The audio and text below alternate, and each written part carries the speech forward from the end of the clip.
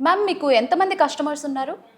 ఈ బిజినెస్ ఎలాంటి వాళ్ళు చేసుకోవచ్చు అని మెన్షన్ చేశాను కదండి. మన దగ్గర 300+ కస్టమర్స్ ఉన్నారు. Okay. From AP, Telangana and from Karnataka.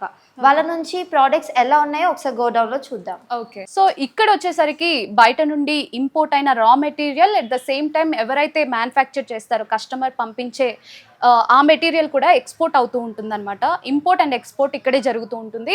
And ఇక్కడొచ్చేసరికి ఎవరైతే కస్టమర్స్ ప్రిపేర్ చేస్తారో ఆ మెటీరియల్ వచ్చేసరికి ఇక్కడ నుండి బల్క్‌గా లైక్ డిస్ట్రిబ్యూట్ అవుతూ ఉంటుంది. దగ్గరలో ఉన్న స్టోర్స్‌కి, పూజా సామాన్స్ అమ్మే స్టోర్స్‌కైతే వీళ్ళు డిస్ట్రిబ్యూట్ చేస్తూ ఉంటారు. మార్కెటింగ్ మొత్తం మనం కస్టమర్స్ ఏం చూసుకోక్కర్లేదు. మొత్తం ఓలా ఎంటర్‌ప్రైజెస్ వాళ్ళే చూసుకుంటారు మార్కెటింగ్ మొత్తం. సో ఇదొచ్చేసి కస్టమర్ మనకి చేసి పంపించిన ప్రోడక్ట్ అన్నమాట.